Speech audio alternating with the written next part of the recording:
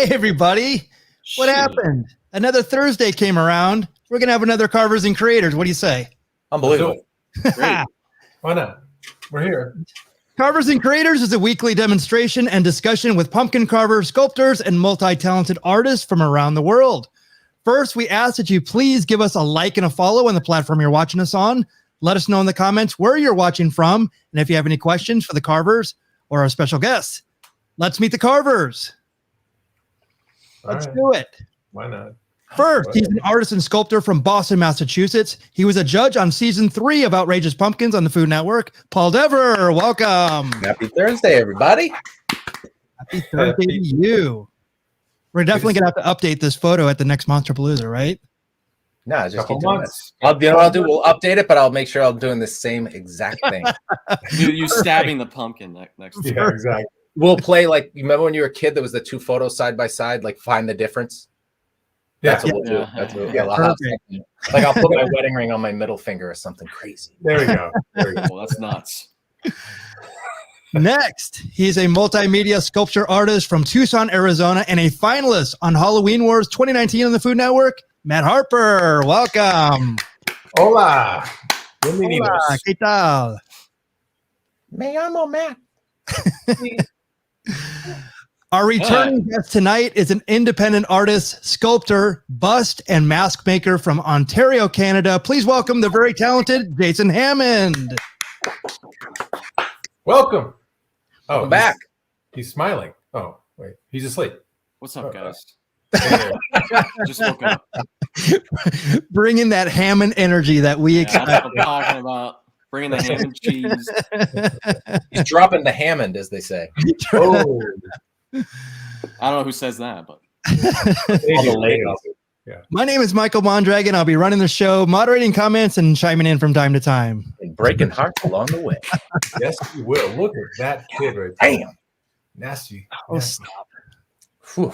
Let's check out our sculpts from last week. The subject was Furious, Not of This World. Paul, tell us about this one, but also tell us about someone that called you out.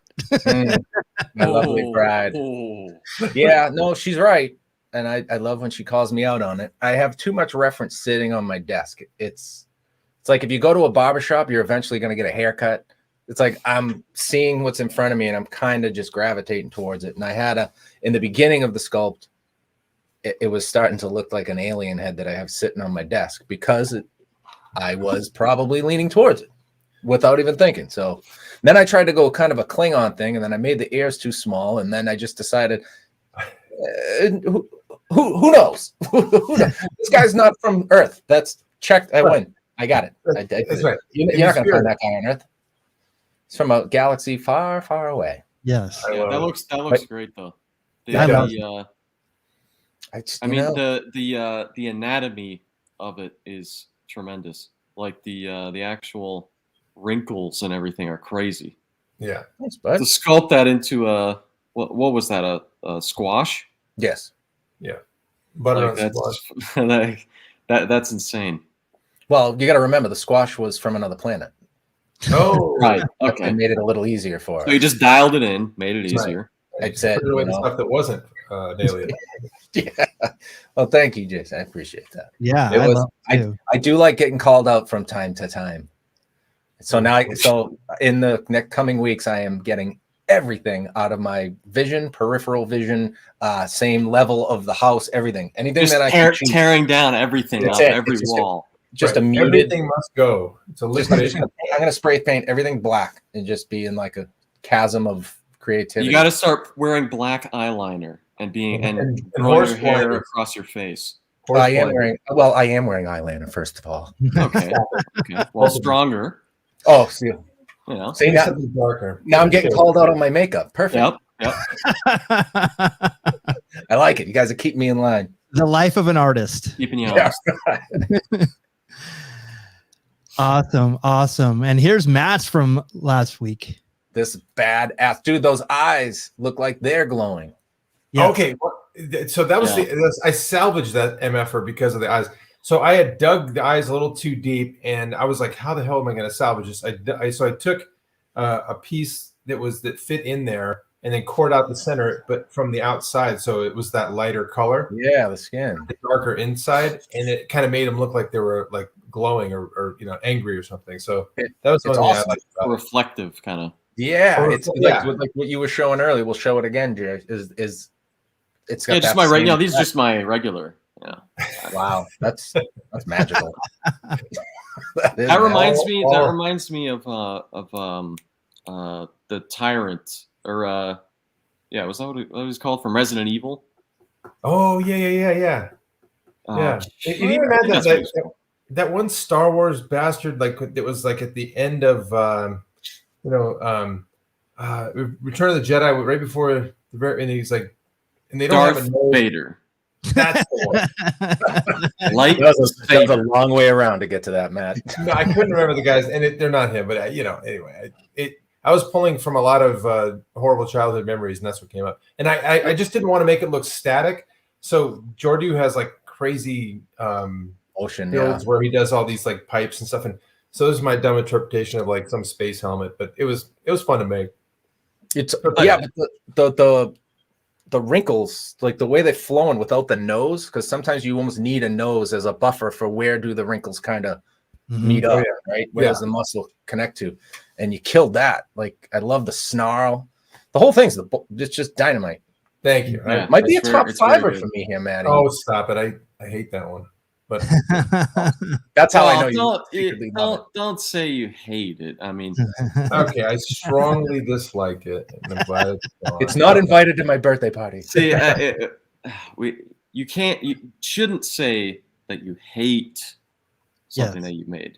Yes. Okay. You should say, even though this is kind of ridiculous to correct you on your own feelings here, but it's just like, when you don't put yourself down, clearly that is extremely good. There's like 99% of the human population that could never come close to something like that with a gourd. Okay. Yes. Like that is insane. Okay. Like to be able to do that, to have that kind of, especially on the fly, that's the main thing that people have to understand, is the fact that you guys are doing this. You're just improvising on the spot. That is like the most insane thing. It's not just the fact that you're carving or the fact that it's a freaking gourd. It's like the fact that you are doing it on the fly and coming up with something like that has that much character. You know what I mean? Like, okay, now I like it. Never put yourself down. Never put yourself down. How do you feel about it now, Matt? I like it now. It's one of my favorites. See, now you like it. Yeah, all right. That's fine. I can't wait to go back and take that little rant and put music behind it. That was beautiful. That was motivational, inspirational speech. That was amazing. It's actually very appreciated, because I and Paul and Mickey, we're all very our own worst critics, but it's so constant. And then when you do this many shows and you kind of are faced with the same thing every week, it's daunting, and you're like, crap, the stuff I did before was more imaginative, and the stuff but then you're right, it's like it's still something cool, and I should I appreciate it, honestly. Put some Hans Zimmerman music over that. Yes, I will. And then post it. May require it. That shit was inspirational. Yes. Couldn't agree more. And I'm not even being a wise ass, and we know I like to be a wise ass. That's serious. Come on, now everybody's lying here. What is going on? Right. You're like, now I can't take you seriously. Because you said take me seriously. Well, I work in pixels and vectors, and I always bring a new album cover to every show. I get them all turned into album covers. So this is mine for this week. The Furious Out of This World. If you look closely in the background, well, this character has an open mouth, but I was trying to think of like other people that I know, characters that have open mouths. Sam Kinison is up there. Robert Downey? No, not Morton Downey Jr. Morton Downey Jr. Yes. Wow. And Ozzy. And of course, Ozzy. I'm not sure I've seen a picture of Ozzy without his mouth open like that, which is his stock pose. But yeah, these are getting these are getting fun and definitely challenging, because I'm trying to challenge myself as to what I'm making and everything. So I love the wheel. So without further ado, Jason, I'd like to reintroduce you to the fourth member of Carvers and Creators, responsible for our carving subject tonight. It is the hollow wheel, the center spinner. As always, Paul will tell you more about it right now. Happy Thursday, kids. Welcome back. Jason, welcome back again. Thank you. For this glorious occasion with the wheel. So for anybody just checking out the show for the first time. That is a really cool sculpture in the background, by the way. That's very cool looking. The one that, but this one, the one that looks exactly like the carve we just showed. Oh, that's the one you're talking. Okay. It's inspiration. But she called me out at a point where I could change directions a little bit. And I was like, I had said something last week, like we're kind of locked into the material. Like we can't just take another one. We have to finish on that gourd, right? Well, that's kind of the challenge. And I was like, I can't believe I said that, because I would have just started over. So thank you, hon. You're the best. Appreciate you. Oh, yeah. She's good like that. And then she hit me with a whip and made me sleep outside, but that's just, but she loves it. Happens. Yeah, it had nothing to do with any of the art or anything. It's tough love. I burnt dinner. So burnt some toast. That's a different story for a different. This is what happens when you spill paint in the Bender household right here. Yeah. All right. So moving on from my abusive wife, we're going to spin the wheel twice. First time is going to be the subject. Second time will be the emotion or the attribute. So for the first spin, we'll have goblin, rodent, guest choice. So have one. Lady of the night, skeletal, punk rock, fantasy animal, classic, monster, undead, or demon. For the second spin, we will have tortured, exhausted, guest choice once again, euphoric, robust, painfully happy, furious, jovial, flirty, or dismal. Oh my God. All of them suck. Well, good night, everybody. Good night, people. All right, see you guys. We don't listen. Here's what I'm going to do, because this happens every other week. I'm going to put it on guest choice, and the odds are it's going to land on guest choice. Oh, there we go. All right. Because I've said it out loud, it's not going to happen. You're not going to like my my suggestion. I think. No. I'm going to love it. I'm going to love it. Here we go.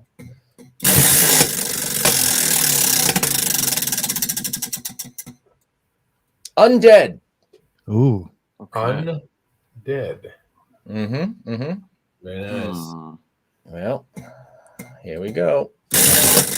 What is the emotion for our undead friend? Tortured undead. Oh, nuts. Isn't that redundant? Well, it depends. What if his kink is like, who knows? Tortured undead. I like in it. April. This is like a super Halloween-y kind of yeah. scope. Oh my Lord. I like it. Although, little side note here, Market Basket, get your head out of your produce ass. Every single butternut squash for the last 2 weeks looked like such a. It looked like a pencil it looked like a pencil with an oversized eraser on the end. Like everything was, when they get tall and thin, it looked like a carrot. So this is what. Why don't you just use a carrot? I would rather throw this down a bowling alley or underhand it on a softball field, but this is what I had. I'm pretty better off carving a carrot. It feels pretty solid though. It better be. There better be no core in something this small. Yeah. So, damn, you guys got the same exact one almost. Yeah. I got one like that, Paul. And if you're going that way, I can shy away from my little buddy, but I don't. It's tortured. Huh? Which one do you prefer? I prefer the butternut. Yeah. It's such a nice, even material. These are fun, but they're starchy. When you peel a potato, they're tasty. They're always tasty. But I'll notice my hand gets chalky. Like once it dries out, it's very. I don't know. It's like a potato in a way. It's probably very sugary or something. It's not that sweet. Sugar juice. Oh, sugar juice. Speaking of sugar juice, and that leads us into the next. It is. It's time. Yeah, it's time for our carving oil. Yes, if you're carving or creating with us, we're going to give you 5 minutes to get all of your tools together, get situated, get your carving oil, and I'm going to start with Jason. What do you have as your carving oil tonight? Oh, I just got some water. Wow, look at that. Water. Goes from the river. It's got water in it. Moosehead Springs, I believe. Oh yeah. Who's hit the frame? All right. I love it. I love it. That packaging has gone downhill since I saw it last, but it's What? very generic. Very generic. Well, Moose said that's pretty Canadian, you know. It's, That is. They pass the savings on to the consumer and what they save on the advertising. They started making canned water. So. Oh, gotcha. That's right, Mickey. Please, it's like liquid death. Yes. Okay. Exactly. Right. So I found one called it's what do I do this? What the fuck's my problem? It's a hazy IPA called from Cumbria. Okay. No, I think they're out of New Mexico. Yes, they are. Oh, cool. Anyway, so I guess I'll drink this, and if I don't like it, I have a Jack and Coke next to it. I love how you always have an on-deck hitter ready to go in the batter's box. Just Hey, what if this sucks? What am I going to deprive myself? An extremely long straw. all the way to Yes. the ground. Yes. Yes. Truly a man with a plan, right there. That's right. Paul, what do you got? So I found some Bissell Brothers Brewing. Oh, yes. They're out of Maine. They're a delicious beer. This is a Precept. It's a German style Pilsner, so it's a lighter beer. Matt, I believe you would love this. Oh, all right. It's a 5.6er, so it's not too heavy, and 1 PINT. Got a cool can. I like the can. Yeah. I don't know what that means. PINT. In Well, you America, guys- we have You have the metric alphabet, so that's different than ours. Yeah, different yeah. letters. Yes. Cup. Oh, Can. cup. CUP. Different measurements. Got it. CUP. Well, Yeah. no. well, we love the CUP. No, we don't. No, different show. My I'm bad. gonna shut that down right now. Wow, that was Matt. That was straight out of kindergarten. I love it. Back to you, Paul. So good. We'll be right back. We'll be right back. Well, my carving oil tonight, even though I'm not carving, is the Day Trek IPA it's from Beechwood Brewing out of I think they're out of Long Beach, and Tarantula Hill, it's a collab. So I haven't met an IPA I haven't liked. So cheers to our creations tonight. Thanks for joining us, Jason. We totally appreciate it. Yeah, thanks for having me. Yes, sir. Yes. And I'm going to be showing some stuff in the background, but we're just going to keep the conversation going. And No, the conversation's coming to a dead halt. It's Yeah, so right we're gonna now. try it. We'll make it come to we'll it. give about 30 minutes of silence from like here to now, so just no. I definitely, you sent me some great pictures of your recent stuff. So tell us about what you've been working on lately. Yeah, so it's been probably a year or so since I've been on the show. This one, Dawn of the Dead, is like one of my favorite horror films of all time. Like, I used to watch it incessantly as a kid, like to the point where if you understood how many times I watched it, you would think less of me. No, but I used to watch it literally almost every single day.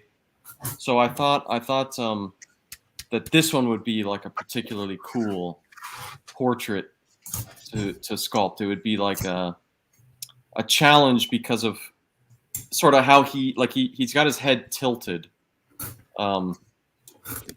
He's like so I had to make like a whole specific armature for this one. I had to like cast it up in foam and kind of carve it and then cover it with resin and then start sculpting on top of it to try to get the head like shaped sideways. Wow. I could have probably done it easier now that I think about it, but I like to make it harder for myself. So that's Well, it pays off. I mean, I swear, the first time I saw this and Carrie and a few of your other ones, I'm like, how is that not a human? The uncanny ability for you to not only nail the exact. that's my sister. Hey. Yeah, thank you so much. Appreciate the support. Oh my God, yeah. I just am blown away by. And again, I love the process you're describing the armature, but I mean the finished product is staggering to me. Like every one of yours, and no wonder they go like hotcakes. I mean, just it's the fact that your Carrie, which we'll get to, isn't like actually Sissy Spacek. My family's calling me out here. Oh, look at that. Put me on the spot. Every day. Look at that. Well, it's good to know you're not a liar. No? For Canadians, it's nice. They don't know. He ain't no liar. You want to know something that is very okay? So yeah, have you guys ever seen like interview with Tom Savini about doing the effects of this thing? Well, there's like a famous thing where he said that obviously when you watch the final film, all the zombies are blue, right? When you see them, they're blue. But he always said that he always was painting them gray. He never painted them blue. It was always gray. It's just somehow they turned out blue. There's not a drop of blue paint in the base color of this. There's blue in the darker parts. The actual base color, there's no blue at all. Wow. I completely discovered this by accident, totally by accident. I was trying to do a Salem's Lot bust, which I used the same exact color for. And I think that I suspect that it's the same effect that happened on that film as well. Huh. When I mix the base color for this, I literally just put white paint, and then I'll take this Createx like airbrush paint. It's like an opaque black. I don't use it for anything else other than this. It's just like a kind of runny like black paint, and I put like 2 or 3 drops into it, and that is the color that comes out. It's just black and white. But for some reason, the black, I guess, has a lot of blue in it, probably. Huh. But when I discovered that, I thought, like, this is the kind of stuff that, like, I will kind of become too obsessed with or nerd out about, where I'm like, oh, I discovered the secret formula. Like, you know what I mean? Like, I've heard him say that for a lot, like where he's like, no, there is no blue paint, but it's like clearly when you watch the film, they're all blue. Yeah. But when I discovered that, I'm like, oh, this makes sense. It really is just black and white, but it's just there's probably a lot of like blues in that black paint or something. But it's just every time I see it, I'm like, when I think about that, I just think that that's such a strange thing that it's literally just black and white, but you would think that I would tint it like blue or something, that I would put like a drop of baby blue in there or something. There is no blue in it. Jason, you know, when you see it though, I kind of, you know, that gold dress, pink dress, whatever the hell that thing is. Yes. Like I look at it, and if I'm trying not to see the blue, I can see it as a mid gray.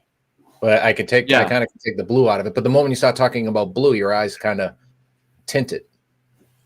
Yeah, it's very weird. Yeah, and it's like the tiniest little drop of this black paint will turn it exponentially more blue and like more. It's very weird. Yeah, and there's other factors to that too. It's also lighting, also the post production on what they do the film on. Right. You know, the film shot at. There's so many factors that are in between that, and then also how you perceive color as well. It could be a different way. The way I perceive color is different than a lot of people because I have a bit of color blindness. So like you could, to me it looks like a certain color. To certain people, would say like, oh no, it doesn't look like that at all. So, what color is it to you, Mick? Like yellow? It's bright red. Yeah, stop sign red. No, Ronald McDonald hair red. To me it looks a bit greenish, but I have trouble with green, so I think I overcompensate. Well, that's funny because in the film, a lot of the shots do end up looking green, kind of like there's like this weird thing in Dawn of the Dead where like some of the zombies, it's probably because of the mall lighting that they used in tandem with the actual film lighting and stuff. For sure. Yeah, like the fluorescent lights and stuff. But some of the zombies look like a kind of green. And it's like when I've seen people do this one, sometimes the thing is like the smallest little dot of blue is sometimes way too much blue. And I have learned that the hard way with Barlow, the vampire, the blue vampire. I used to paint it with blue in it, and it would just look way too blue to me. And then that's how I discovered this paint mix. I was like, let me just do it gray, and then maybe gradually I'll add a little tiny bit of blue, and then just kind of see if I could find it. And then as soon as I mixed it gray, I'm like, oh my god, this is the exact color. Like this is perfect. So it's just like a mistake, a total mistake. Happy accidents, as we call them. Mm. Holy So smokes. wait, going back really quick, Mick, what are we looking at him from? Is this on latex or is this on what is this bust? No, that's resin. That's a Right, resin. it's all bust. resin. Okay. Yeah. Okay, thank you. I just think of the medium. Do you ever mess around with silicone or latex, or do you just stick with the resin? I started off doing latex masks. That's how I started, because obviously the materials are cheaper in general. Like latex and plaster are more readily available, and they're cheaper. So when I was a kid, I started off doing like a ton of latex masks. I did that all the time in all sorts of different sizes. But then as I got into it, I started to realize, I was like, I don't even really enjoy like the materials that much. I don't like making plaster molds, and I don't like casting latex as much as I like doing a resin bust. So for some reason, it just like it's exponentially more expensive to make a silicone mold as opposed to a plaster mold. Oh yeah, because the cost of silicone's crazy. Yeah, and it's only going up, and same with resin as well. But I just like something about the thing that always really annoyed me about latex is when I would spend so long getting all the contours and the anatomy of a sculpture a certain way, and then I'd pull it out of the thing. I probably didn't cast it thick enough, but I'd pull it out of the thing, and then it would like warp, and it would change the fundamental shape of it. And I'd be like, God, this is so annoying. When I first pulled out a resin bust, and it was the exact copy, it didn't shrink or anything. It was the exact copy of the sculpture. I was like, this is so much. It's so much more what I should be doing. So I switched over to doing resin stuff like within the last like 3 years, kind of thing. Well, I love mine, man. Mine's fantastic, and I love when older members of my family come over and they're not comfortable staring at it. That's how I know it's a home run, because they're just very uncomfortable around it.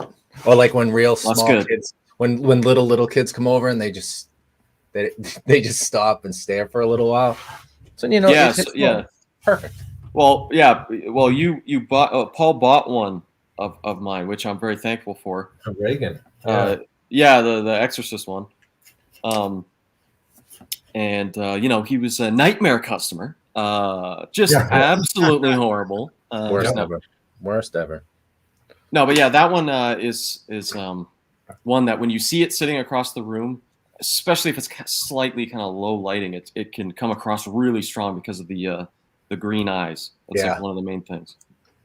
The best critique that people give it is, why did he have to do the vomit? I'm like, that was the only thing I asked him to tone down. There was a lot more vomit. That is man. So many people tell me to like tone down the vomit on that sometimes, and I'm like, when I really watched the film, there is an abhorrent amount of vomit. Like it's so much more vomit than you would than I've ever even put on any of them. Like the amount of vomit is so gross, but it's like that's the point. It's supposed to be gross. It's I think it's cool. Like it's awesome. Oh, dude, I love it. I sent you a picture. I have a giant Ouija board behind it now. Yeah, exactly. Yeah, that's a good question, John. John Fuller's asking, why are you having small kids come look at that thing, Paul? You gotta pull your card. I mean, you know what? So many jokes, and I don't want to get pulled up. Where to start? I'll text you the jokes, John. Yes. There was a question. What kind of clay is this that we're looking at right here? That's wed clay. Okay. Wed. It's classic. Walter Elias Disney. Elias? I didn't know that was his middle name. Damn it. I did because of the clay. I have to write that down. That's how you know. If you go back, if you go back to that one is an original one. I was gonna say I haven't seen this one. Have you? Yeah, Mick. Yeah. So let me. I'm gonna remove this, and I can actually do this. I'm not mistaken. Oh, just Oh, yes, I have seen that. Oh, that's Lord. dynamite. That one I had. It was inspired by the Fallout games. Mm-hmm. You ever played those, like a Fallout 2 or Yep. like Yeah, late 90s kind of thing? And I just thought of a general. Actually, that started out. I was trying to do an original bald vampire. That's what it started out as. It started out as like a bald vampire, and then I started sculpting the face, and I was like, hey, this is kind of interesting, but I was kind of bored. And then I just decided to chop the nose off and to like chop the ears off kind of thing, chop the ears up. And then suddenly I was like, whoa, this looks like very distinct. And I think the reason for that is because I sculpted a follow through with the nose and then cut it off. Because I think sometimes if I was just to sculpt a skull-like character, it wouldn't have like that same kind of follow through with the bone structure sort of thing. So I think that's one of the things that made it kind of work.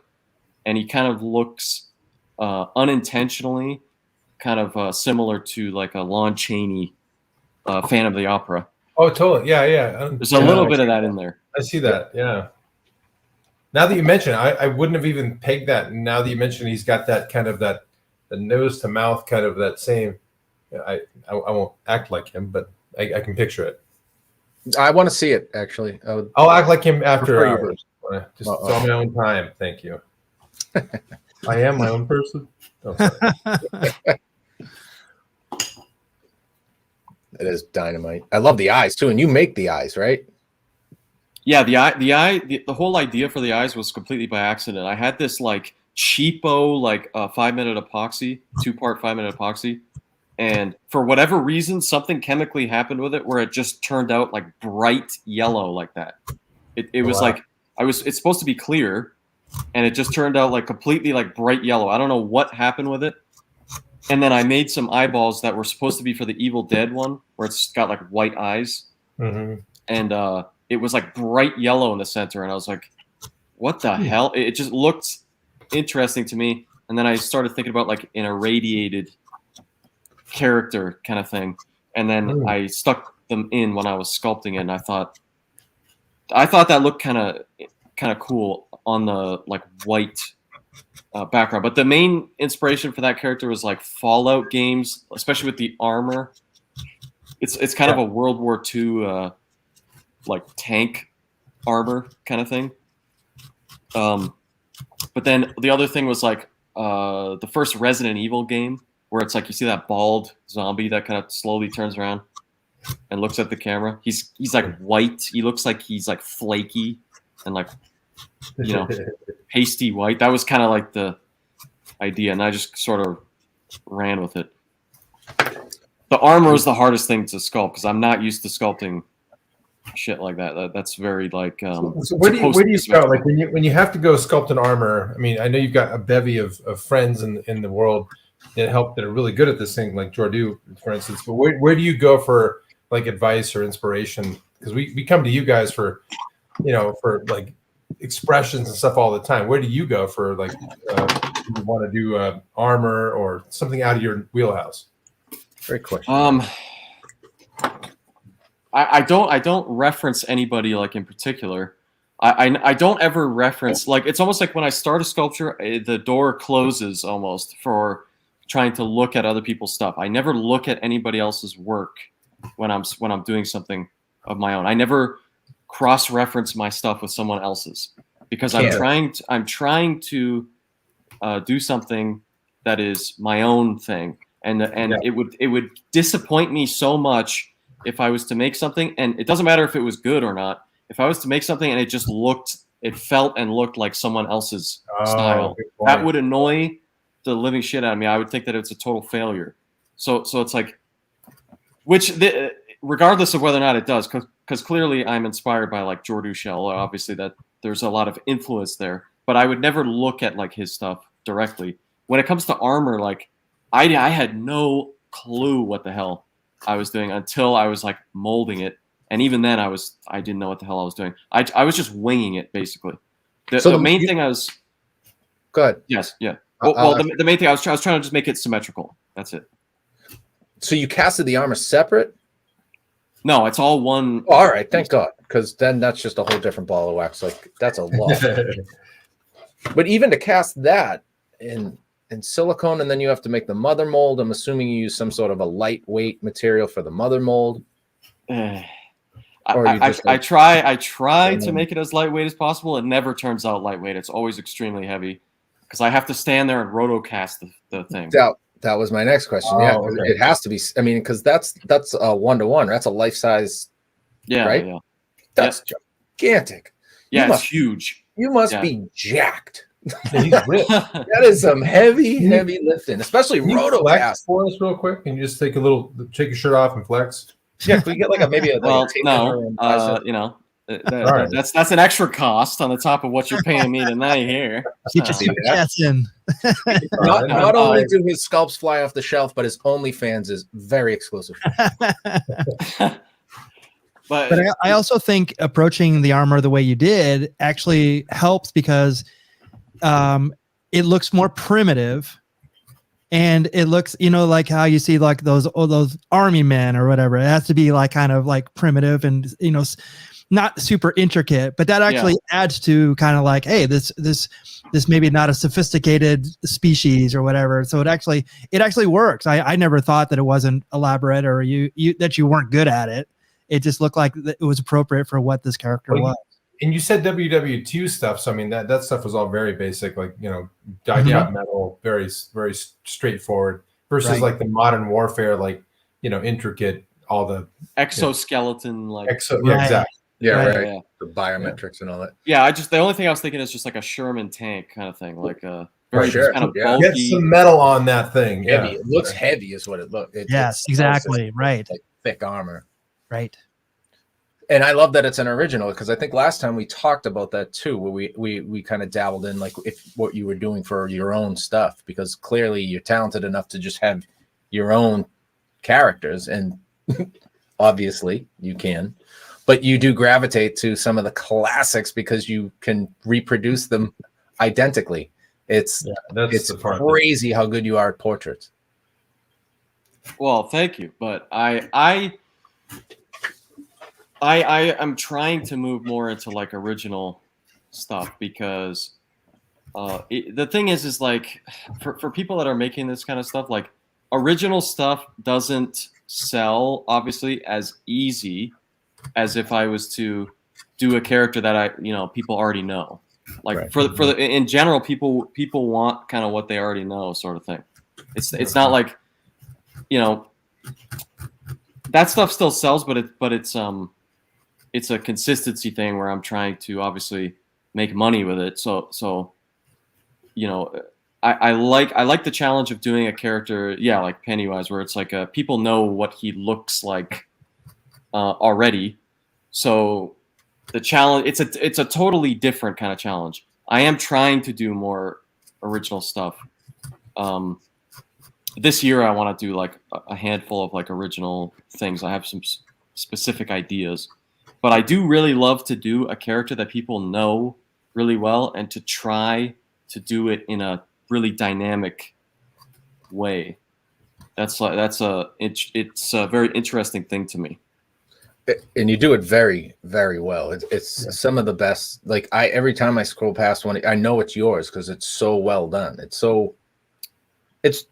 And you explained how you do that too. And I thought that was amazing too. Don't you hold up like you take a photo and compare it like as you're sculpting? Is that what, right? Isn't that what you said you did? Yeah, there's a technique.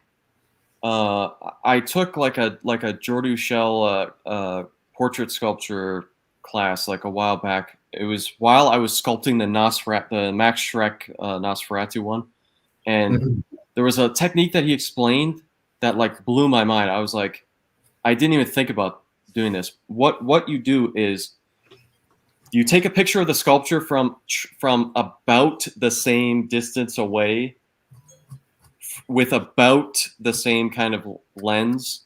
If you can, you're not ever going to be able to replicate the exact lens and focal length, but try to basically get it as close as possible. Then you bring it into Photoshop, you outline the sculpture in blue, then you outline the exact picture. You line the two things up in size and scale. You outline one in blue, you outline the real one in red, and then you kind of look at the overlap and you go, okay, the chin is too long, the nose is too this. You do that. That is not in any way an exact science. It's not crazy. because I'll do, because again, it's the focal length of the lens, which is one of the most important things when it comes to portrait sculpture that I don't think people understand how important it is sometimes. When you see a picture of an actor, most of the time that's being taken from 20 feet away with a lens that is zoomed right into their face. And there's lens distortion to their face where their face will bevel out if it's a zoom lens. If it's a wide angle lens, the face will get really thin and you go close to their face. People don't take that into account. And when I'm gathering reference, I try my best to factor that in and think to try to get to the most objective thing possible rather than trying to exactly copy the width of someone's face. It's a very tricky, frustrating thing. Most old films did that too. They would shoot from 20 feet away and zoom right into Boris Karloff's face. And it would extend his face. It would make his ears look like they're sticking out more than they actually are. Stuff like that. It distorts the face a little bit. So it's not an exact science, that kind of thing. But it's just, you have to fill in those gaps with your own artistic interpretation. That's crazy. It's such a cool technique. I'd love to try it, but I would definitely screw it up. No, it's very straightforward. It's not the only tricky part is just taking the right picture of the sculpture kind of thing. Because if you screw that up too much, then you can kind of get it a little bit off. But it's fairly straightforward, and it's always a good guide because sometimes you look at with Boris Karloff. I did that with this one too. That's unbelievable. Where it's just sometimes you get with characters like this, the biggest challenge that I find interesting is the pop culture interpretation of that person's face. Everybody knows Boris Karloff's face without really having to look at a picture. You can kind of just have it kind of come to your head. And one of the things I like to do is to just wipe my mind clean of any pop culture I don't know, contamination or something. If I have a certain idea of, his brow needs to be this big or something, I like to just disregard that and only look at the source material. Draw from the source material. That's it. Wow. And then everything else will fall in line. When you say source material, what are you referring to? What do you go for? What do you go to for reference? The most important thing. The most important thing when it comes to trying to sculpt somebody's face, from a movie, is reference. Okay, it's literally the most important thing. Right. I will spend a day and a half. I will want to just start digging into clay, but I'll spend a day and a half with the Blu-ray, having it in full screen. So if I don't already have the film on Blu-ray, I'm trying to find it in full HD. I'm trying to find the best possible quality of the film, and I screenshot nearly every frame of the person's face. Wow. On camera. Wow. Okay. And then I bring that into Photoshop and I compile it into 6 picture pages. And at the end, I might have 25 pages of someone's face. But the main thing is that I can zoom right into their face and see all the detail. And especially with older films like The Mummy or Frankenstein, people might think well, that's an older film. It's not going to be that good a quality. You couldn't be any more wrong. You would be shocked if you got a Blu-ray of Frankenstein and you put it in. It's a remastered thing. It was shot on 35 millimeter film. To see how much detail you could see in his face is remarkable, because it's shot on 35 millimeter film. For anyone that doesn't know, 35 millimeter and 1080p are the same, relatively the same frame size. 1080p is the digital equivalent of 35 millimeter. So you get that amount of detail from a Blu-ray. So that's the first thing. Get a Blu-ray of the character and screenshot literally everything, because it's you have to help yourself you know, it's like doing a test and all the answers are right there. Like, why would I not have all the answers sitting right beside me? There's no, it's not, you know, the answers are right there. It's just about digging into it, getting all of the reference. Then when I sculpt, I have a solid foundation to where I can look at it and like compare it and make it as close as possible. Such a cool way to do it. And then, you know, I picked this one also because you also have that you did this one in 24. So the evolution of what you've made as well here is very interesting.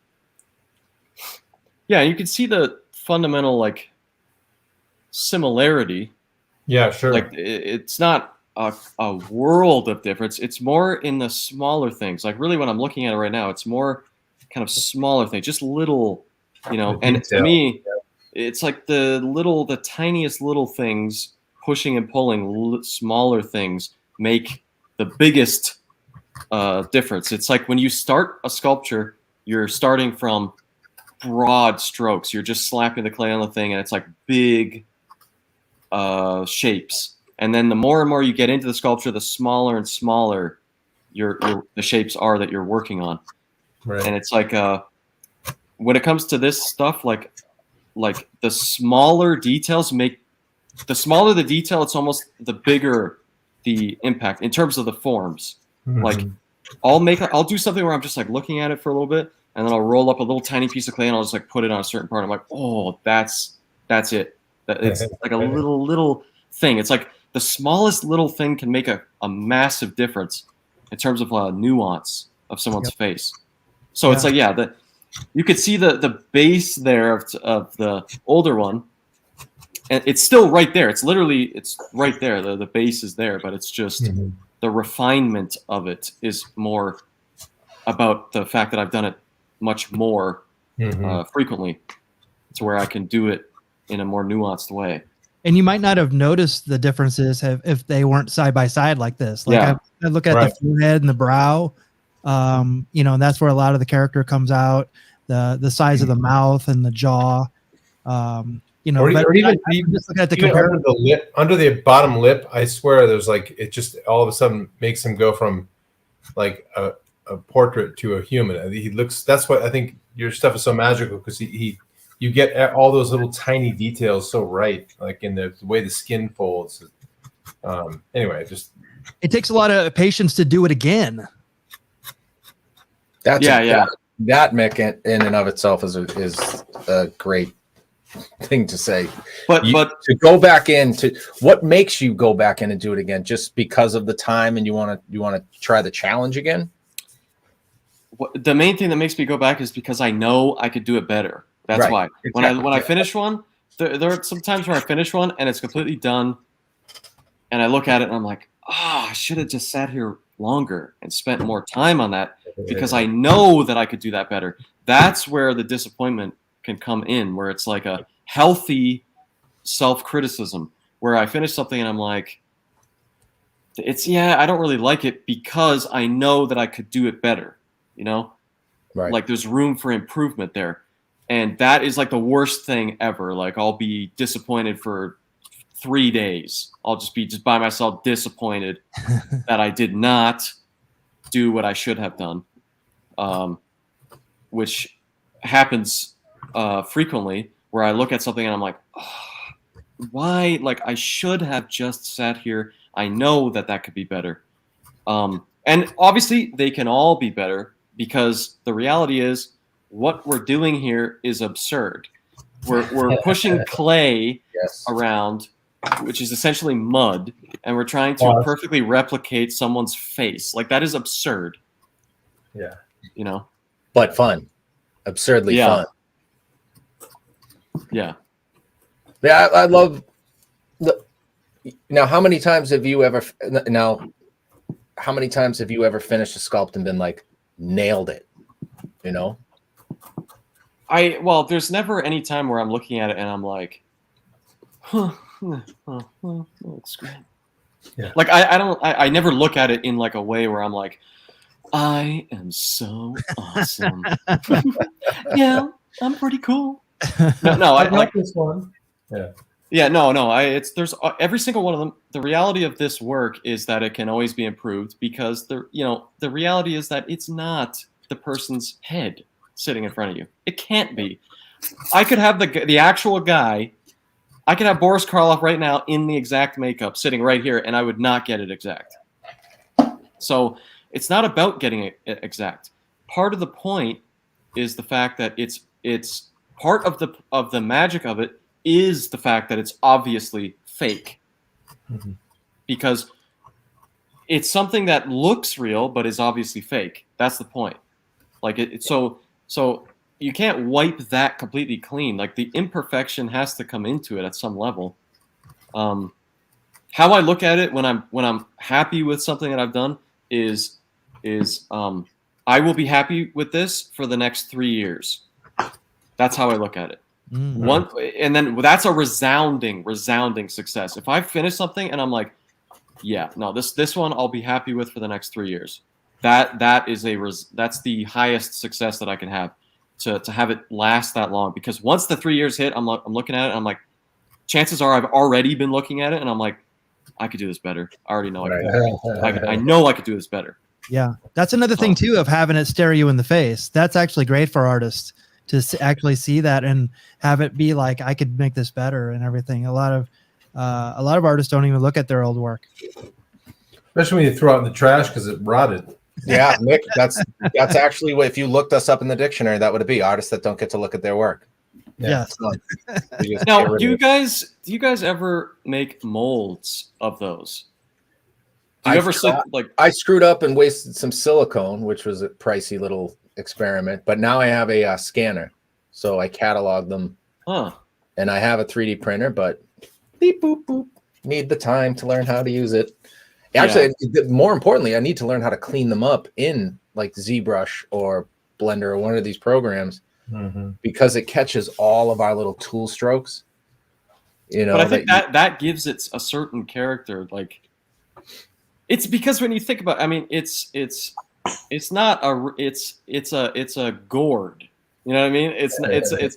That lends itself. It's just like what I was saying. It's the balance between something that's obviously not real versus something that it looks, at the same time, it's obviously not real, but it looks real, and the loose nature of carving into a vegetable. I mean, it's like that. Those imperfections shouldn't be just wiped clean. I think honestly, most of the time, that's the I don't resonate a lot with digital sculpting.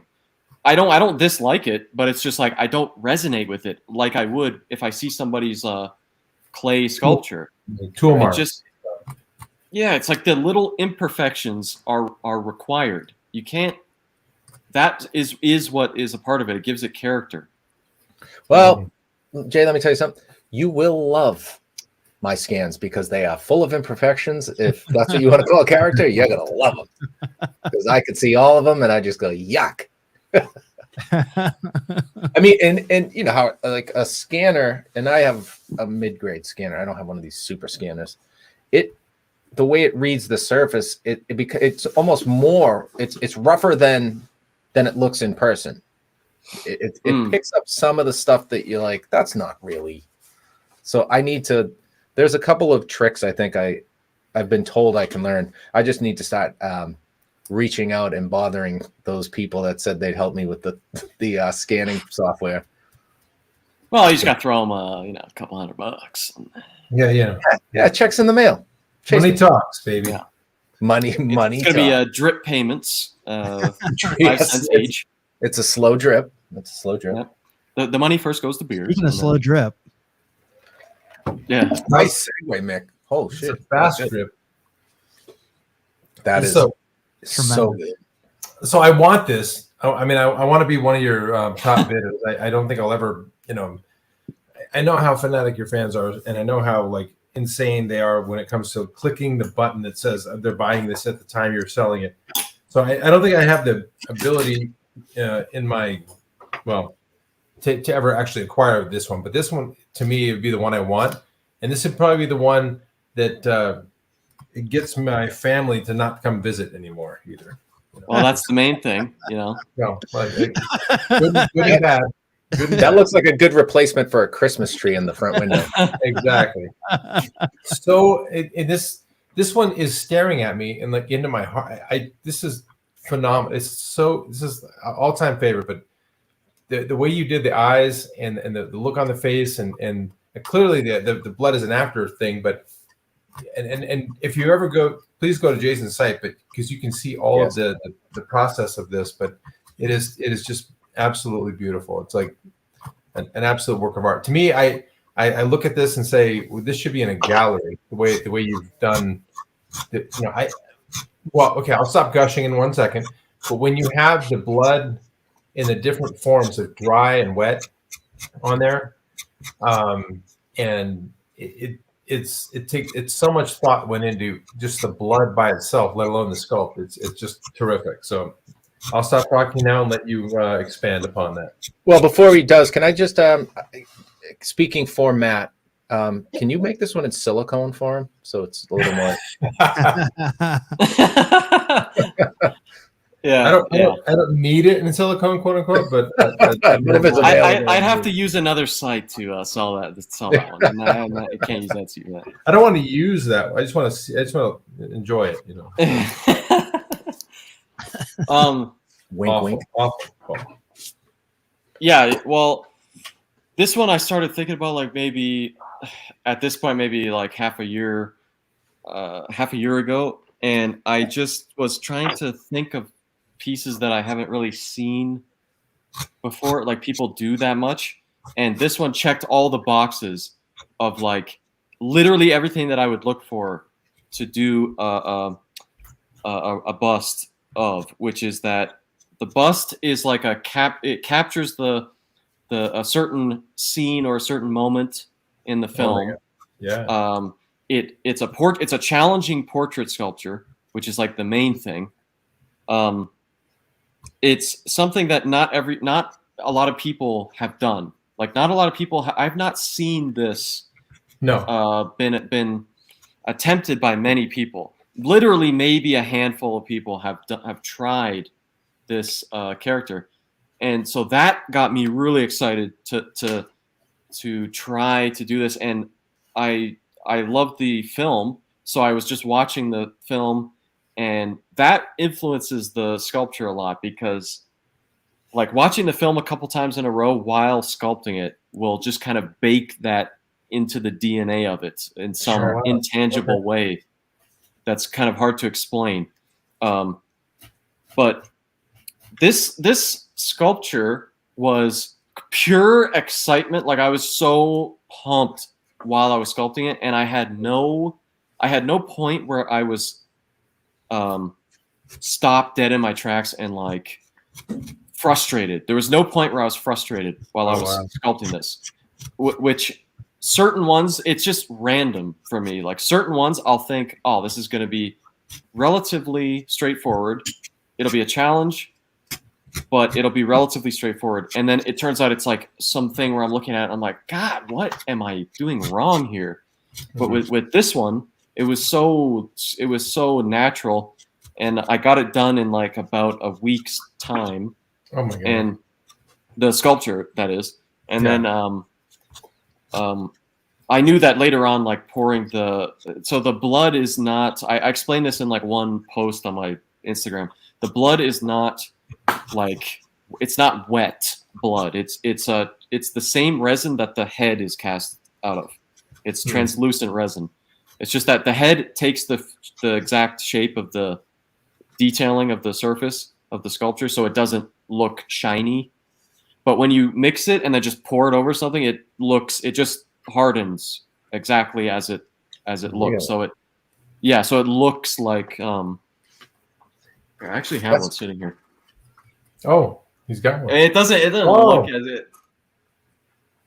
as good on the thing, but wow.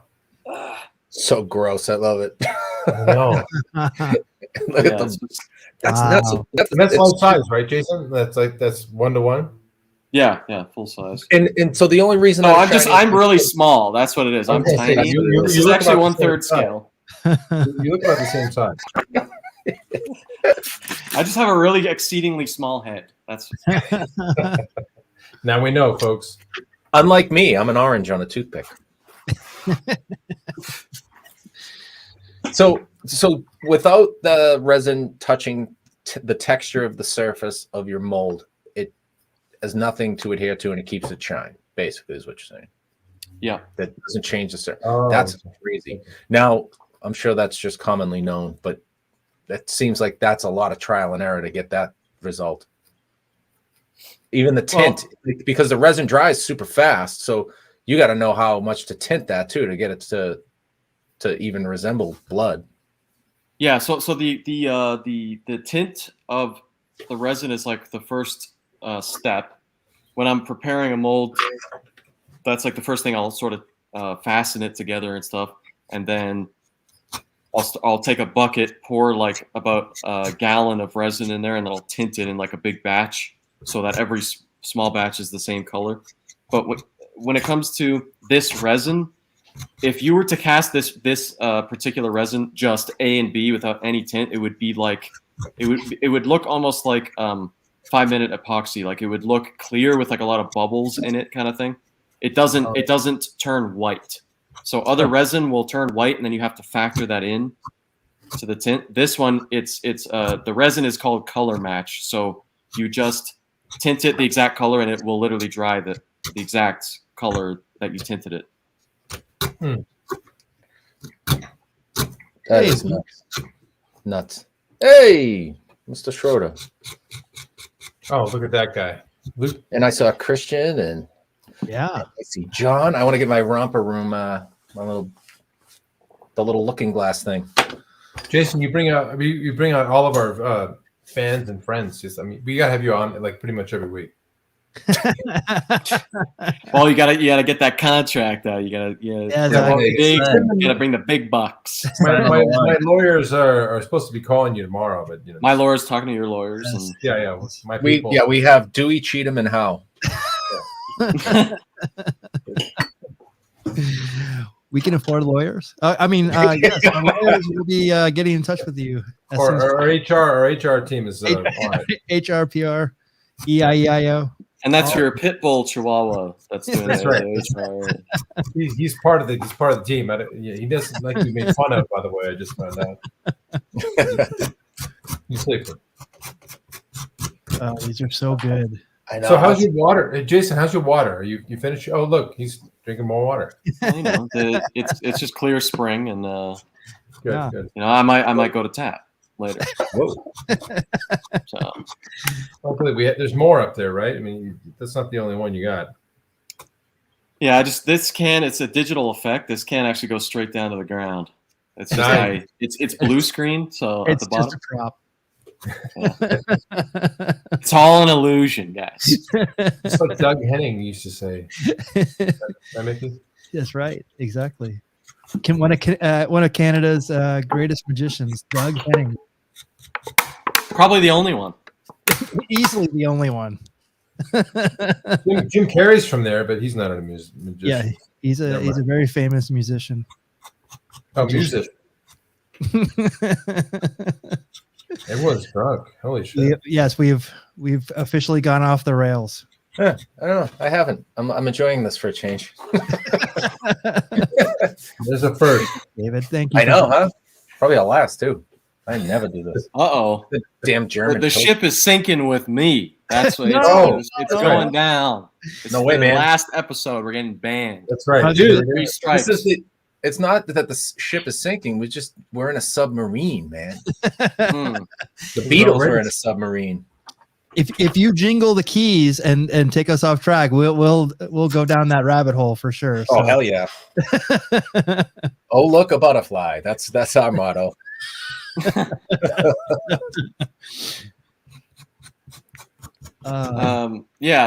one. I still am wrestling with this one a little bit. I want to do a version of this one where I was thinking about doing a version of this one where it's like black and white or something, where I could like play with that a little bit. But cool. you know, I don't know. It's not my favorite one, But wait, I gotta ask, what do you not like about it? Because I just would love to hear from your perspective. Why don't you? What would you want to change, or what do you not enjoy about that thing? it's not necessarily how it comes across in like a picture. It's just like the thought process. I feel like I was so excited to do it that I kind of burst through it a little bit, and then I didn't really put it aside and stop and like look at it in like a really critical way. It's still like, it's not like I don't like it. It's just that I always feel like I could do more, which of course you could always do more, but it's just I think I think it's not as much with the sculpt as much as the like hair and paint a little bit more. Just not like, again, not anything that would like necessarily make or break it. It's just a little like thing in the back of my mind where I'm just like, the next one I could do this, or I could do that. I could do this more. I could sit with it longer, kind of thing. Okay. Yeah, I don't know. Just nitpicking. Yeah, I get that. And that's the right term. But I think we all nitpick everything that we do, even something that you do like, right? Because nothing's ever perfect. I think it's great. I loved because you posted some progress pictures on this too along the way, right? So I liked watching as it was kind of it was going through its journey, its process. I love it. I want to see you do the Wolfman though. I want to see how good your hair work really is. That's like the main reason why I haven't done a Wolfman is because I'm sitting here thinking like, oh Christ, how the hell am I gonna do that? Like doing all that hair. That's why there's an old thing where it's like, well, all the best monsters are bald and beardless. Yeah. And that's a good point. That's good. That's why I'm bald. Sorry. Damn it, Matt! You stole my thunder. I love it. So yeah, but no, it's very tricky to do the hair properly. So it's just something that you take a chance with like certain some new like hair material or something, and like that's the main. You just have to kind of jump into it and see if it works, and then if you don't like it, you have to mitigate that to a certain degree where you end up with something that you find acceptable. But then you can still always go back and just be like, I just want to redo that one, or something like. So, now let me ask you a question. If you were trying to plan something that up, like doing a lawn change, right? Would you do a portrait? Would you take the time to do the full portrait, or would you just focus around the areas that would be seen without fur? You know what I mean? Because it would seem like. Oh yeah, the Wolfman, you mean? Yeah.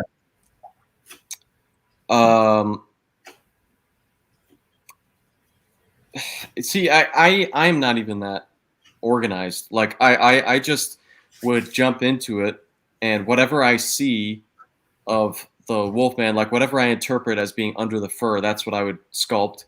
Right. Then a little bit further into it, maybe like a day or two into it, I would start to look at Lon Chaney. I would not bother putting like an immense amount of time into trying to get an exact thing, because obviously it's more with something like the Wolfman, you would have to, what you're trying to replicate is the end result where it's covered in hair.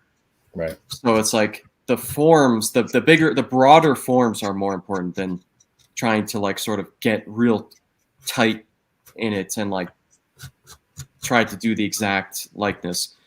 But I would look at his face. I would get as much reference as I would get more reference than I would need. And then I would look at all of it as I'm sculpting. But good answer. That's the right answer. That's the answer I was looking for. All right. Yeah. We're on the same page. Well, good. I'm glad I confirmed your bias. No, go back to the other one because we didn't even get to talk about that. That would get vetoed in my house instantly. That is terrifyingly good. Yeah, that one, I for anybody that doesn't know, sometimes people don't realize the smaller things that I just assume that like somebody's going to be a loser, like no. A loser like me, no, but who like obsesses about a certain like variation within that film. She has like a couple different distinct makeups because obviously on the set they were just hand painting the thing, like they didn't have like an exact makeup. And that face, I'm trying to paint it more like the one that she looks like when she's peering out from the cellar. Yes. The other makeup, which is the one that's sculpted. We can't bury Shelley. She's a friend of ours. Yeah, this is another film that I was absolutely obsessed with when I was a kid. I was so obsessed with this movie. I thought that this was just the crazy, because when I was growing up, there were all a stack, like a huge thing of VHS tapes. Like there was no DVDs; it was all VHSs. And my dad is like collects horror films and is into all of the horror stuff. So that would always be there. And The Evil Dead was one that I was told I was not allowed to watch. Ooh, I couldn't watch it. And I was young and I looked at it, and the only thing that was on it was that classic picture of like the girl with the skull hand grabbing her. And then I flipped it around and it was a picture of her holding the fire poker with like smoke coming off of her. And then like a picture of like Ash's face that he's like sweating looking. And I was like, dude, it was the cool. I was like, I have to see this. I don't know what this is, but this is going to be incredible. And then like years later, as I got more into other stuff, I could watch it, and I watched it and I was like, this film is so disgusting and crude. And like that's why and it's so like homemade in a certain sense, and crude, and that's what lends itself to how disturbing it is. Like the part where they start like hitting her, where she's starting to turn Cheryl, and they're like hitting her down into the cellar, and it's like obviously this disgusting like paper mache puppet that they're like hitting. I was like, that is that's so cool because it's obviously fake, but it lends itself to this like creepiness, like because a real corpse oftentimes looks just off-putting, and sometimes it can almost look kind of funny in a weird way. Like it's just like a real corpse can look just like, ugh. You know what I mean? Like it doesn't. You don't see a real corpse and you're like, yeah, oh, that is so sick, dude. Like you look at a real corpse and you're like, ugh. And that disgusting thing is in that film with a lot of this, and so that's why I'm so like I really love that first Evil Dead, because it's so crude and like gnarly and gross. Yep. I guarantee you it was probably unintentional at the beginning because they were trying to make a movie and had limited budget, but it turns out it was really, I mean, it's such a cult classic. Yes. So when it comes to like what you make and people who have seen, and again, this is a great example of Thank You, Mickey, but it's not just the sculpt, it's not just the paint, it's the hair, it's the clothes, it's the attention to the smallest detail. So you're doing, when you send one of these out, these are fully painted, fully haired. I mean, like not these aren't kits. These are like done to the nth degree, right? Yeah. So you had to learn every single one of those little processes. Was hair, was getting the clothes right? Was that a challenge? Because you mean sculpting is one thing, which you're clearly good at, but was getting the clothes right? Was that tough too? Most of the time I just eyeball it, and it's like if it feels like it's the right, like that t-shirt is not, or not t-shirt, but the collared shirt is not necessarily like completely accurate to what you see in the film, but it's just like a certain feeling, like it just feels like a I don't know, big Texan like button-up shirt kind of thing. So I just wear that. Look for something like that, and then I just sort of like it's all about the end result. It's not about the specific like process. Like in terms of hair, I don't even think about that. I'm just thinking like, even with the Lost Boys one where I had to like cut this thing into a mullet kind of thing, I had no idea how I would even do that or if I could do that until I had to do it. Then I just started doing it. And as I was going, I just kind of adapted and it just came out like that. That's just, it's more about the overall like end result. And it's the same thing when I'm sculpting a portrait, like, to go back to like the Carrie one, a lot of people can say like sculpting a female portrait is a lot harder than sculpting a male portrait, which I think that there's truth to. But if I look like if I'm sculpting the Carrie one, for example, I'm not thinking about it as a female portrait versus a male portrait. That is all irrelevant. That's all on the periphery. I don't even think about that. I don't bother with that kind of distraction. I just try to go pinpointed toward the end goal. That's the only thing I'm caring about. I'm trying to just replicate it as closely as I can. And then, I don't know, there's just like most of the characters that I do are characters from films that I like. Like if I sculpted a character from a film that I didn't like, it wouldn't come across the same way because I just wouldn't, the intangibles wouldn't be there. It would be like, yeah, it's the skeleton is there, but it wouldn't have the soul or something. Like it just wouldn't. Like Shrek, like when you did your Shrek. Yeah, like my Shrek.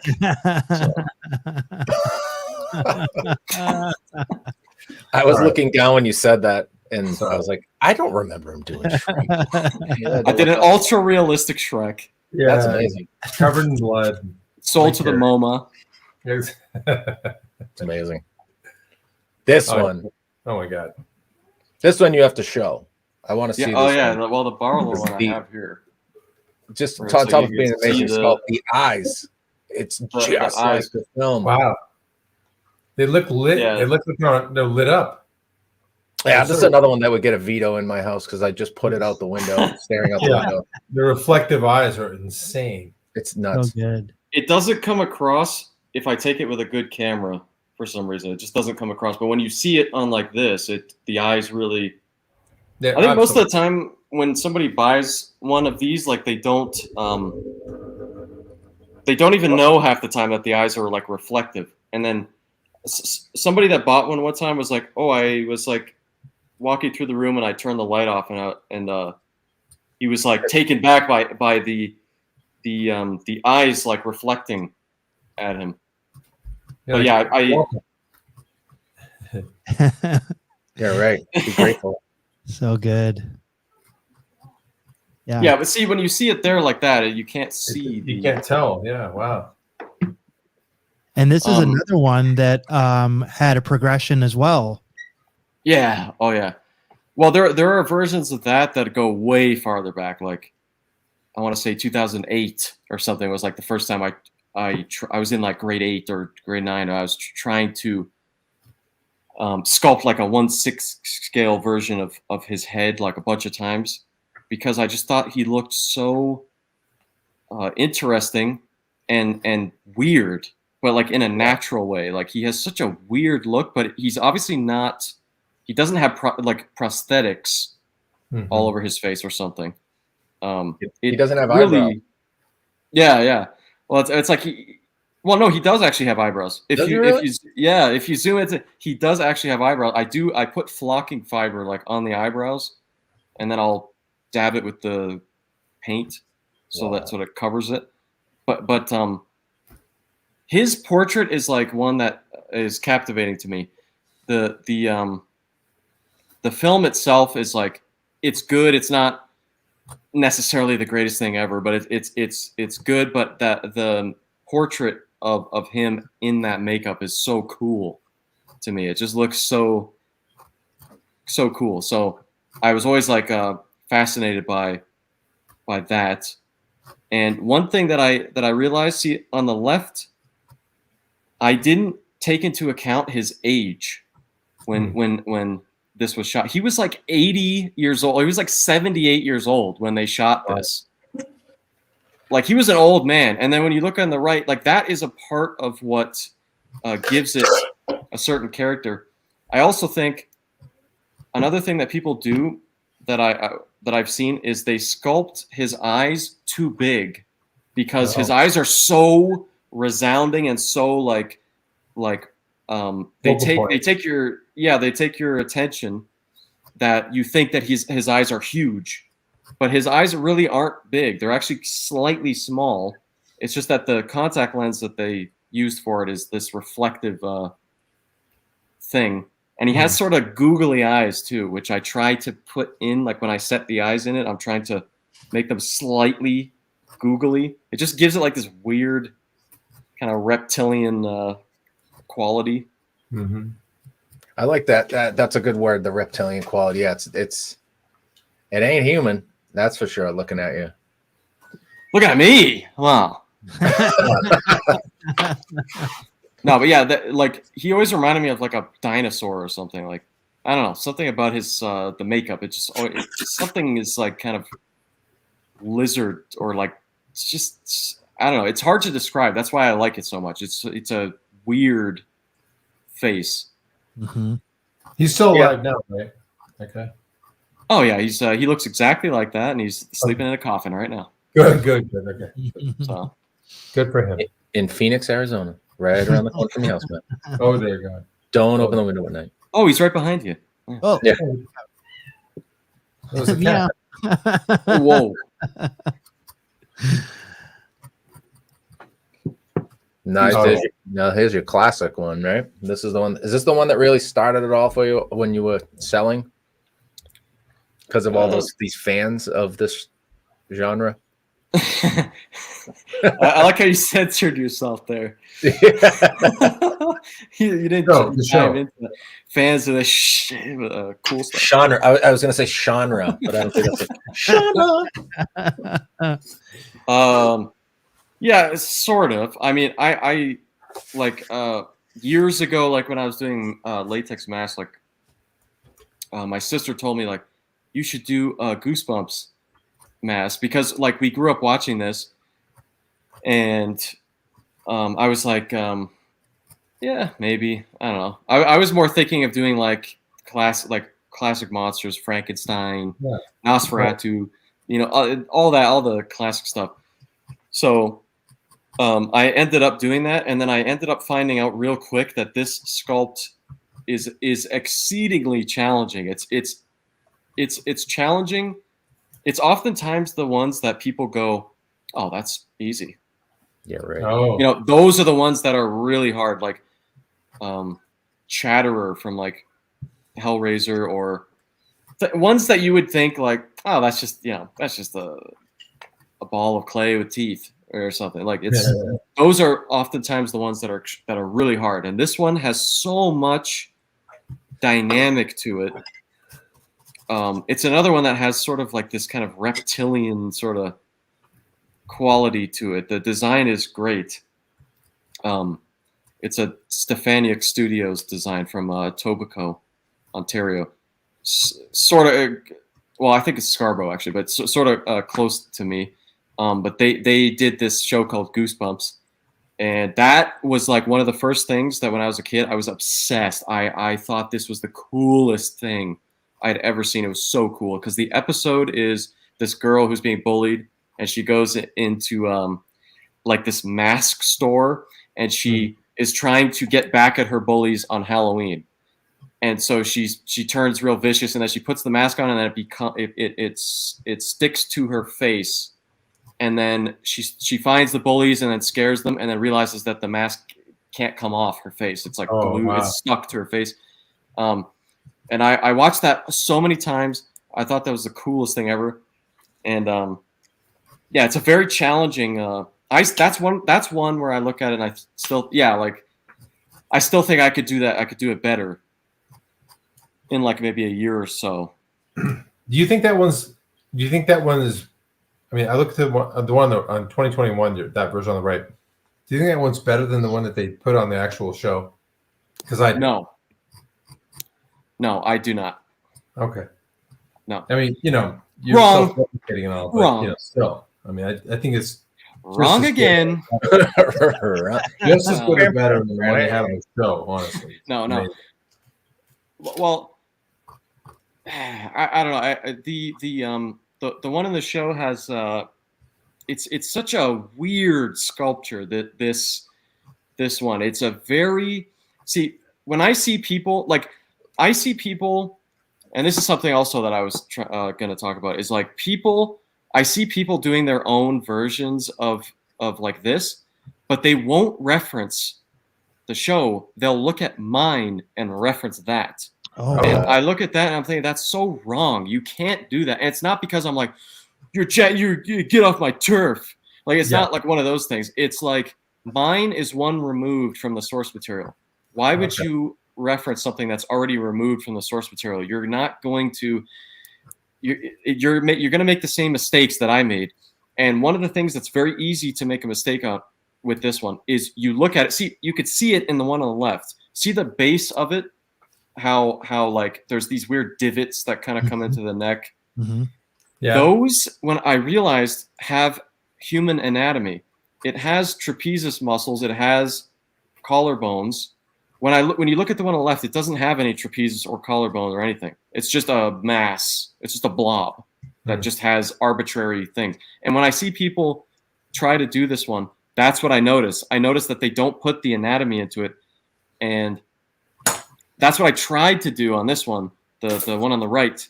I tried to incorporate the anatomy. And it's like that's one of the tricky things that they did with this particular character that I think is on another level. They did like a character that's so, at once it's so kind of cartoony and also really realistic. It's weird. It's a very weird design, but it has a lot of human anatomy that I don't see people incorporating as much into it. Yeah, it is exaggerated. Oh, here we go. Hey, thank you, Michael. We really appreciate $20. Wow, now we're getting that Lexus. Thank you, Michael. You're getting it on a lease.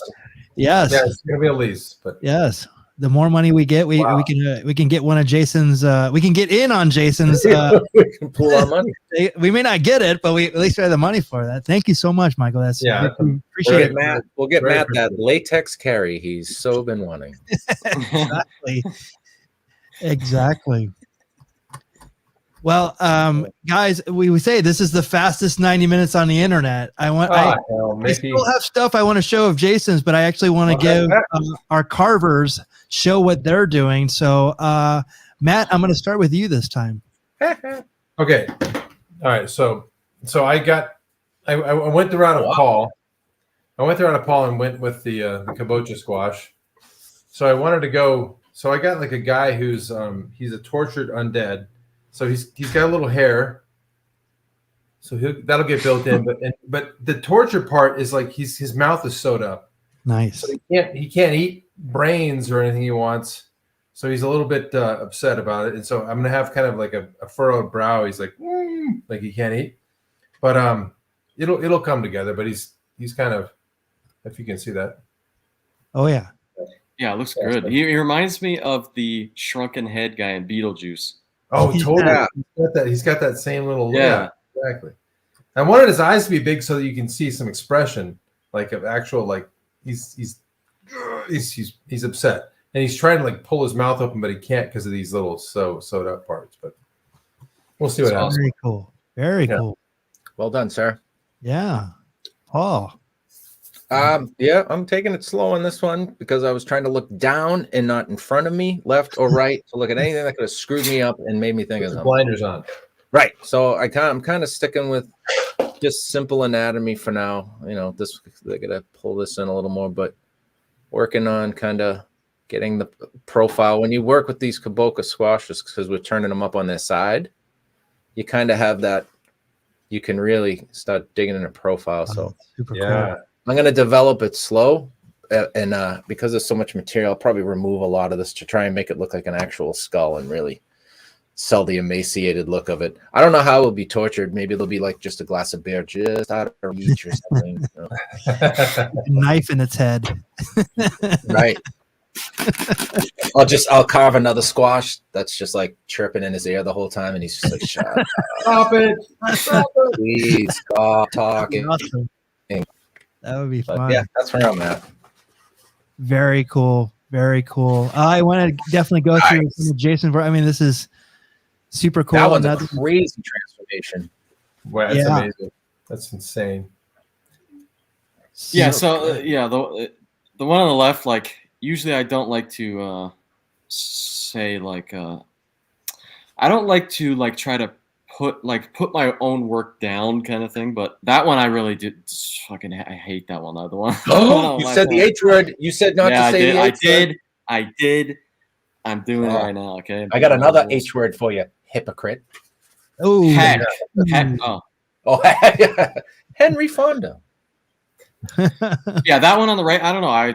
I think that one was like I didn't have like any proper lighting when I was sculpting that one. I was very early in like trying to do this professionally, and I was sort of sitting. That's what I'm going to blame it on. Okay, I'm going to blame it on the lighting. It's always the okay, shoot. guys, go help me out on this. All right. Yeah, it's ball bearings. It's all ball bearings these days. Yeah, but like that. Yeah, that one I think is probably the most dramatic one. Like but that face of Max Schreck is so distinct. It's one of the most like creepy, distinctive faces I've ever seen. So I wanted to really do that one justice. And one thing that I realized is that his face is way longer and thinner than I would naturally think, and his cranium is way shorter than I would naturally think. See how the cranium there is way too big? One, it's high. Yeah, it's too big, and the face is not skinny and long enough. And that's that was one of the many problems with that one. Well, Jason, I got to say, the one thing I love about this is the before and the after. Is this tells me, like, everybody that watches the show is to keep going. Yeah. I mean, like nothing else, right? I mean, like, because the shit I made 10 years ago, five years ago, is nowhere near where I can do now, and it's the same kind of, this is beautiful to see, like the progression. I'm glad you hate the other one because it just drives you forward. But to me, it's just a good message of just never stop creating something, because you'll be better. Hey, look, it's my bar area. There's Paul. So good. It's awesome. Good. I just stare at it. It's fantastic. I have such an obsession with it. And the best is because you make it out of resin, and it's that translucent resin. It looks like skin. So people even it's such a weird reaction when they're like, "Can I touch it?" And I'm like, "Yeah, go ahead." And they touch it, and they're like, "Jesus, it's like stone." It's like they can't believe it's gonna have that feeling because it looks so much like flesh. And they immediately start projectile vomiting as soon as I touch. That's the first thing they usually touch, which is like the stupidest thing. Like, why would you go for the wet? Yeah, that's like when I finish these. That's the first thing I'm sitting there going like, "Oh." Right, like because it looks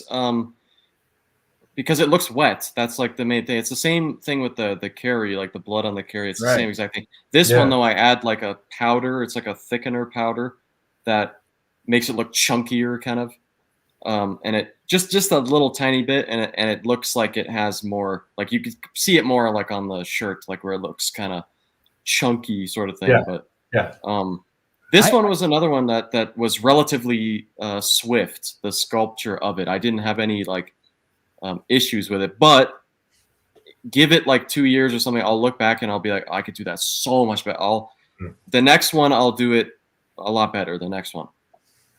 I also heard that it was a cultural thing as well. It's the wet paint theory.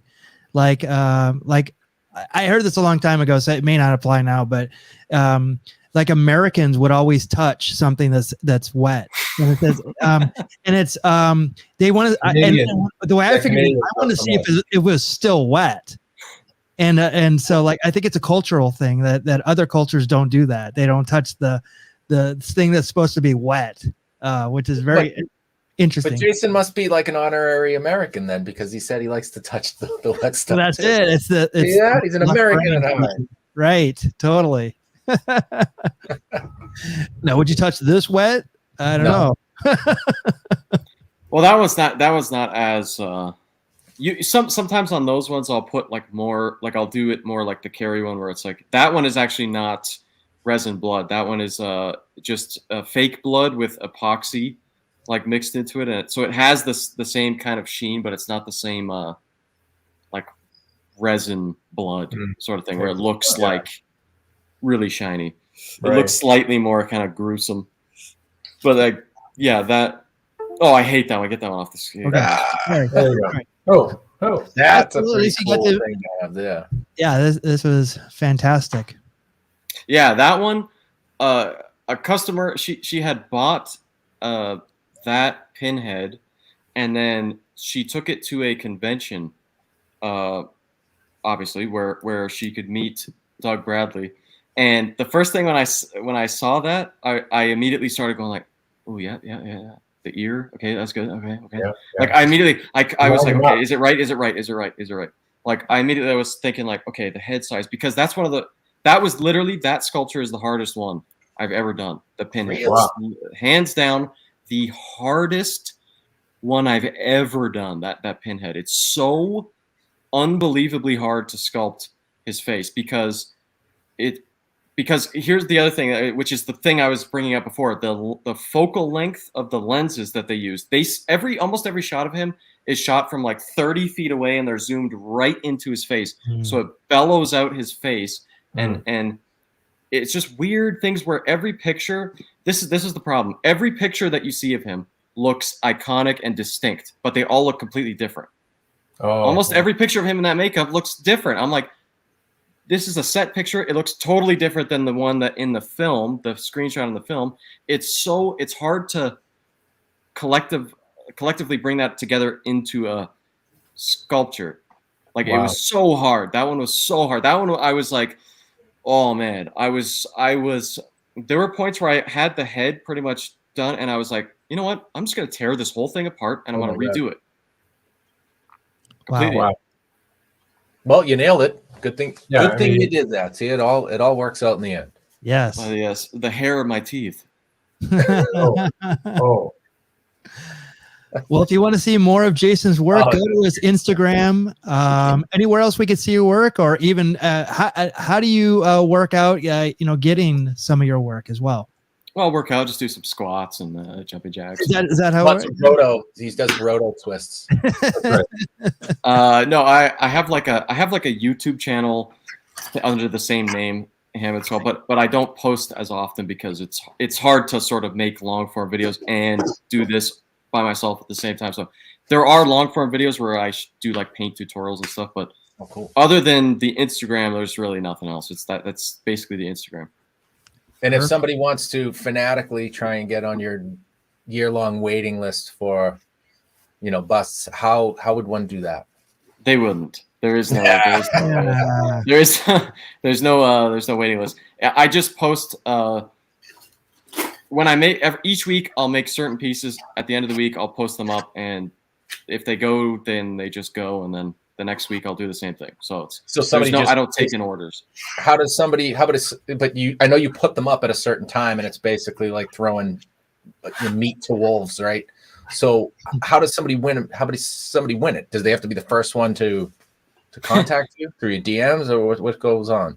You know what? I get so many people that get so angry at me because I'll post it and they'll be like, this is unbelievable. It wasn't posted at this time. I can't believe this. And it's like, I don't have the answers.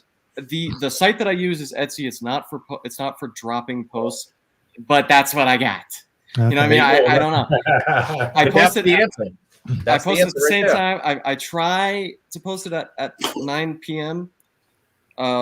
Every Friday. I try, but sometimes the site is so weird. I post it at the same time. Sometimes it'll post 2 minutes after. Sometimes it'll post 10 minutes after I make this thing.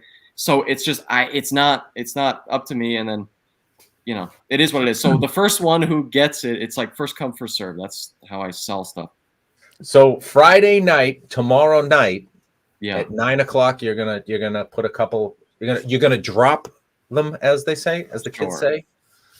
Yeah. In the morning, I'll post the pictures of them and everything. I have a Dawn of the Dead one, Flyboy one, and a Goosebumps bust like the bust version with the eyes in it. So that one with the eyes in it, that'll be up like around this time tomorrow, like 9 p.m.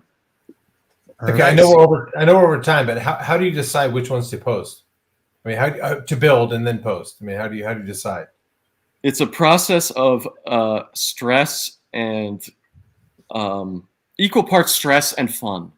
Okay. Where I'm like, which ones do I want to do? And then I'm like, well, I don't know. I don't really feel like doing anyone in particular. Which one should I do? Right. And then that's usually, and then so I try to just, and then it's like, do I have the inventory? Like, did I remember to get the collar of this one or whatever? And so, yeah, I just wing it. It's all magic. Awesome. I love it. I love it. Sure. Yeah, you could call it that. Perfect. Well, this is where you can find us on all the socials: Twitter, Facebook, Instagram, YouTube, Twitch, and TikTok. Guys, any last words before we sign out for this week? Well, thanks to Jay for coming back. And we're going to have you back again. Definitely. Right. We have so much fun with you because I mean, like you're the sculptor when it comes to like talking about this stuff. And dude, it's like I get it. I don't shut up. All right. It goes by. I mean, other than the fact that he drinks water. Yeah. We still like him even though he drinks water. Yes, we still like you for that. It's all you gotta good. Stay hydrated. Yes. Yeah, exactly. Yes, and a big shout out to the memory of Al Jaffe, 102 years, unfortunately passed away recently. Great Mad Magazine. Fortunately, when you're 102, it's fortunate. Yeah. Sorry. Unbelievable. One of my heroes, and definitely will be missed. And so that is it for Carvers and Creators this week. We'll see you next Thursday. Another Carvers and Creators. Be sure to be here. Take care, everyone. Good night.